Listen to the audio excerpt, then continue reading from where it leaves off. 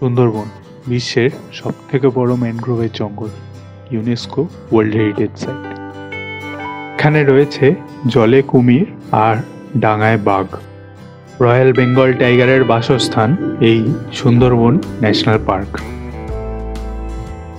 Royal Bengal tiger ছাড়াও এই জঙ্গলে রয়েছে হরিণ, বুনো শুয়োর, বিভিন্ন প্রজাতির পাখি, বিভিন্ন প্রজাতির বিষাক্ত সাপ, গোসাপ, কচ্ছপ এবং কুমির। এই শীতের মরশুমে কলকাতার থেকে মোস্ট হ্যাপেনিং উইকেন্ড গেটওয়ে এই সুন্দরবন। এই সপরিবারে ক্রিসমাসের ছুটিতে 2 রাত 3 দিনের প্যাকেজ ট্যুরে চলে এলাম এখানে। ক্যানিং অবধি ট্রেনে, তারপরে সোনাখালীর থেকে লঞ্চে করে আমাদের প্রথম দিনের প্রথম গন্তব্য হলো গোসাবা।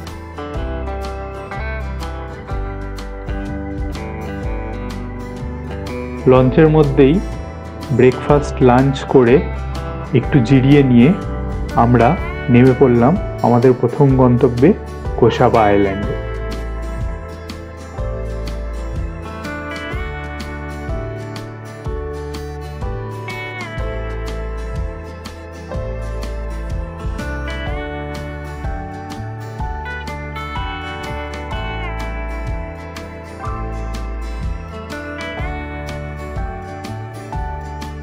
গোসাবা বাজারের মধ্যে দিয়ে প্রায় 10 মিনিট হেঁটেই আমাদের প্রথম গন্তব্য হ্যামিল্টন সাহেবের বাংলো।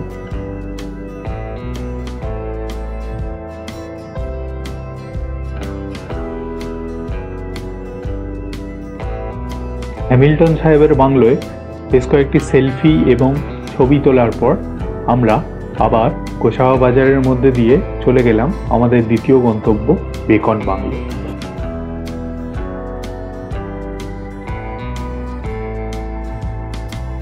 বেকন বাংলো বা টেকোর বাংলো 1932 সালে হ্যামিল্টন সাহেবেরই আমন্ত্রণে এখানে এসে কদিনের জন্য ছিলেন কবিগুরু রবীন্দ্রনাথ ঠাকুর।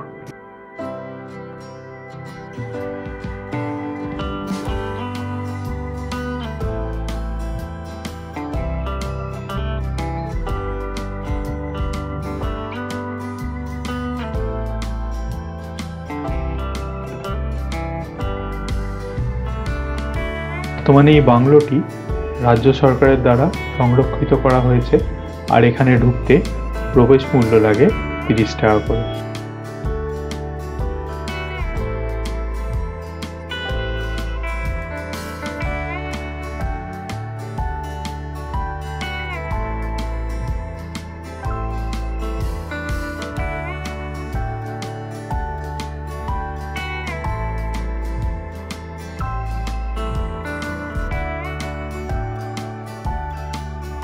বেকন বাংলোতেও বেশ কয়েকটি চিত্র সংগ্রহ করার পর আমরা আবার উঠে পড়লাম আমাদের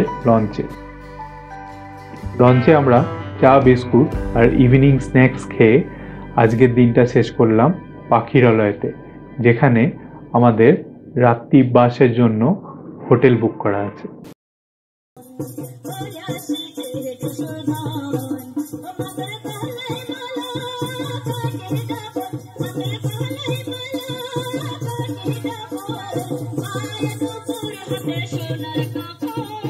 রাত্রের বেলা এইভাবেই হোটেল থেকে আয়োজন করা হয়েছিল সুন্দরবনের মানুষের গান এবং টুসু নৃত্য।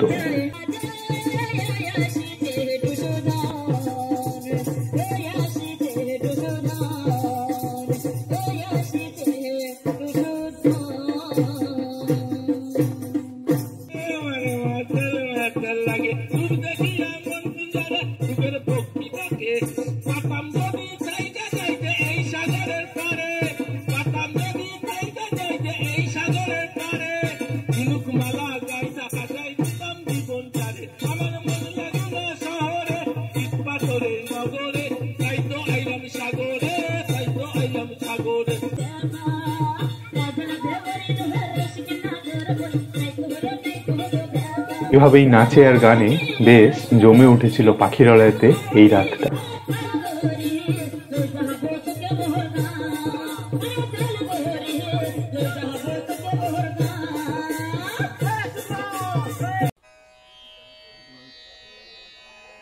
পরের দিন সকালে আমাদের লঞ্চ সকাল 7:30টায় ছাড়ার কথা ছিল, কিন্তু প্রচণ্ড কুয়াশা পড়ার জন্য সেটি ছাড়তে সকাল 9টা হয়ে যায়।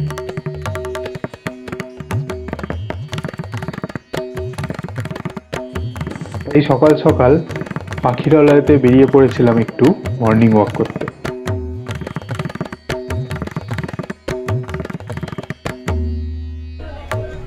পরের দিন আমরা ঢুকে পড়েছিলাম অরণ্যে, আর এখানে আমাদের প্রথম গন্তব্য সজনেখালি ওয়াচ টাওয়ার।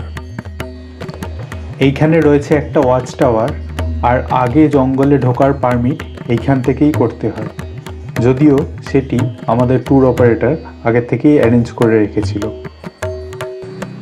তাই এখানে কিছু বিরল প্রজাতির কচ্ছপ আর একটা কুমির দেখে আমরা এগিয়ে চললাম আমাদের গাইড দাদার সাথে। বাফার জোন, এইটা হচ্ছে সেঞ্চুরিয়ান জোন, ওর জোন হচ্ছে এই দিকে নিচে। বাফার জোনে কি কি আছে? রায়দিঘি আছে, পাখিরালা আছে, গোসবা আছে, হ্যাঁ। আর সেঞ্চুরিয়ান জোনের ভিতরে পড়বে সজনেখালি, সুদর্ণাখালি, দোবাকি, এইগুলো পড়বে সেঞ্চুরিয়ান জোন। তো আমরা এই সজনেখালি থেকে যাব সুদর্ণাখালিতে। এখান থেকে আমরা যাবো এই খালিটা দিয়ে ঢুকবো এই সুদর্ণাখালি। এই সুদর্ণাখালি থেকে পড়বে এই দোবাকি। এরপরে আমরা দুটো স্পট করব, এক হচ্ছে সুদর্ণাখালি, হচ্ছে দোবাকি। তার ভিতরে পড়বে বনবিবি ভরানি, পীরখালি, বড়গাজীখালি, পঞ্চমুখানি। এই কিছুটা অংশ কিন্তু বাংলাদেশ, ম্যাক্সিমাম অংশ বাংলাদেশ নিয়ে নিয়েছে। নিচের সাইড হচ্ছে বে অফ বেঙ্গল, বঙ্গোপসাগর, মোহনা বিচের সাইডটা। এই সাইড হচ্ছে বাংলাদেশ। 100 ভাগের মধ্যে 99 ভাগ বাংলাদেশ নিয়ে নিয়েছে। আর এই সাইডে নিচের সাইডে হচ্ছে আমাদের বঙ্গোপসাগর, মোহনা। এইগুলো হচ্ছে সাদা যে ম্যাপগুলো, এগুলো হচ্ছে বাসস্থান, অর্থাৎ হচ্ছে রায়দিঘি আছে, ঠিক আছে, হলদিবাটি আছে, এসব হচ্ছে বাসস্থান। রয়্যাল বেঙ্গল টাইগার ওই জন্য হিংস্রই। তো এই শ্বাসমূল হচ্ছে সুন্দরী গাছ, শ্বাসমূল আছে, আছে আপনার হচ্ছে কাঁকড়া গাছ আছে, ওই যে রবার গাছের পাতার মতন দেখতে, ওটা হচ্ছে কাঁকড়া গাছ। এগুলো তো সম্পূর্ণ সুন্দরী গাছ, সব সুন্দরী গাছের বাগান এইগুলো। এইগুলো শ্বাসমূল। সজনেখালি থেকে আমাদের লঞ্চ এগিয়ে চললো গভীর জঙ্গলের দিকে। এই দিকে লক্ষ্য করলে দেখা যাবে যে পুরো জঙ্গলটাই নেট দিয়ে ঘেরা। এটা করা হয়েছে কারণ এর অপর পারে রয়েছে জনবসতিপূর্ণ গ্রাম, আর বাঘ যাতে গ্রামে না ঢুকে পড়তে পারে, তাই জন্যে এই জায়গাগুলো বন দপ্তর থেকে নেট দিয়ে ঘিরে দেওয়া হয়েছে।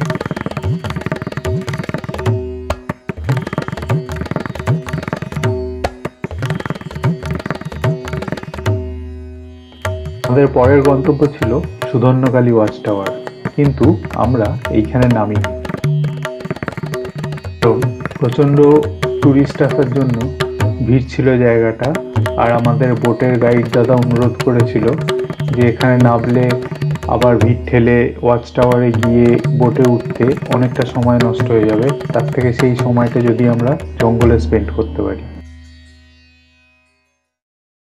এই প্রকৃতিকে উপভোগ করতে আমাদের লঞ্চ এগিয়ে চলল গভীর জঙ্গলের দিকে।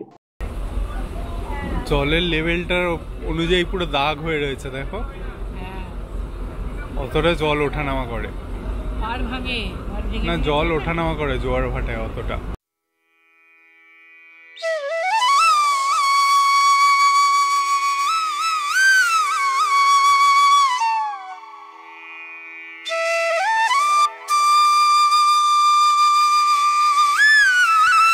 বনবিবি ভরানি, পীরখালি, গাজীখালি, চোরা গাজীখালি, এই জঙ্গলগুলির মধ্যে দিয়ে যেতে যেতে আমরা বাঘ তো দেখতে পাইনি, কিন্তু এই জঙ্গলের নিস্তব্ধতা আর গা ছমছমে পরিবেশ, তার সাথে আমাদের লঞ্চের ভুটভুটির শব্দ একটা আলাদাই মাদকতার সৃষ্টি করেছিল।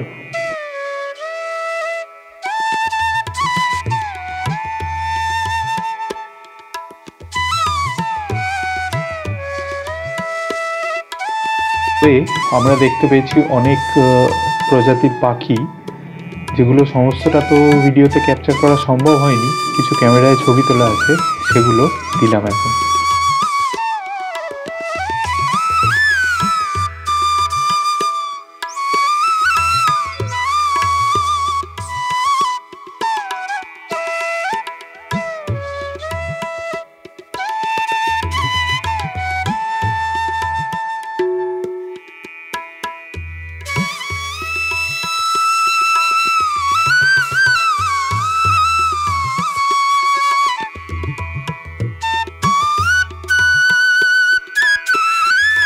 আমাদের পরবর্তী গন্তব্য দোবাকি ওয়াচ টাওয়ার।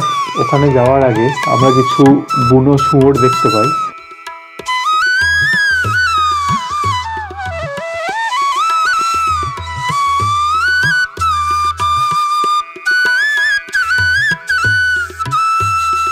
কিন্তু দোবাকিতে নামার আগে ঠিক অপর পাড়েই আমরা একটা কুমির দেখতে পাই।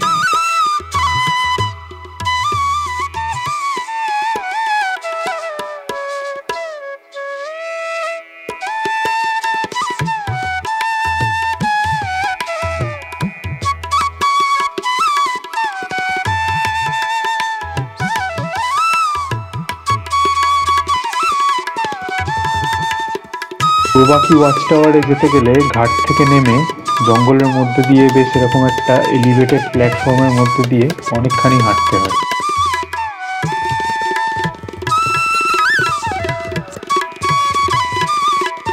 দোবাকি ওয়াচ টাওয়ারের কৃত্রিম জলাশয়ে আমরা অনেক পাখি দেখতে পাই আর একটা গোসাপ দেখতে পাই।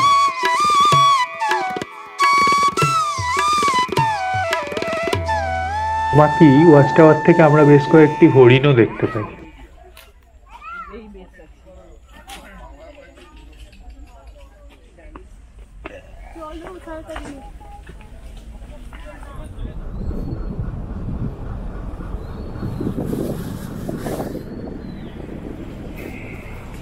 চলে আসতে বলেছি।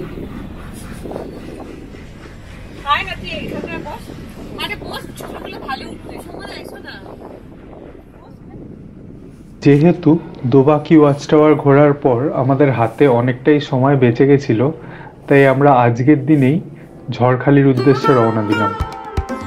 ঝড়খালি হচ্ছে টাইগার রেস্কিউ সেন্টার। বন দফতর থেকে যে বাঘগুলো গ্রামে ঢুকে পড়ে সেই বাঘগুলোকে ধরে এখানে কদিনের জন্য রাখা হয়, ট্রিটমেন্ট করা হয়, আবার তাদের গভীর জঙ্গলে ছেড়ে দেওয়া হয়। এই হচ্ছে সেই দক্ষিণ রায়, যার দর্শনের জন্য লোকেরা সুন্দরবনে ছুটে আসে। অবশ্যই এনক্লোজারের মধ্যে দেখেছি, কিন্তু এটা চিড়িয়াখানার বাঘ নয়, এ হচ্ছে রয়্যাল বেঙ্গল টাইগার।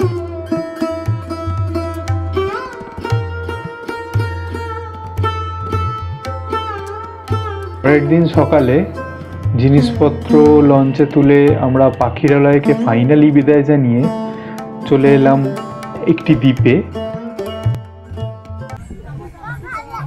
এখানে রয়েছে লোকনাথ বাবার একটি আশ্রম।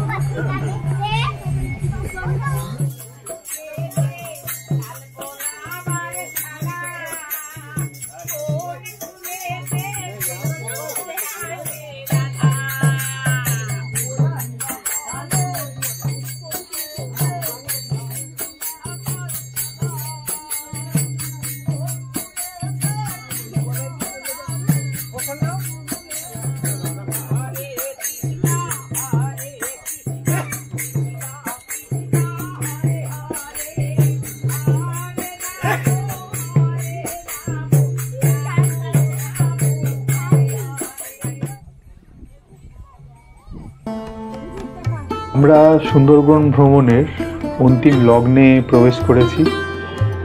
যা দেখেছি, যেখানে যেখানে ঘুরেছি, এই ভিডিওর মাধ্যমে তুলে ধরার চেষ্টা করেছি। আশা করি আপনাদের আমার উপস্থাপনা ভালো লেগেছে। আমাদের লঞ্চ আবার সোনাখালির উদ্দেশ্যে চলেছে। এবার তাহলে বাড়ি ফেরার পালা। খুব শীঘ্রই আবার দেখা হবে আপনাদের সাথে এরকমই কোনো একটা ভ্রমণ কাহিনীতে। আপনার কাছে অনুরোধ থাকবে এই চ্যানেলটিকে ফলো করার জন্য। ধন্যবাদ।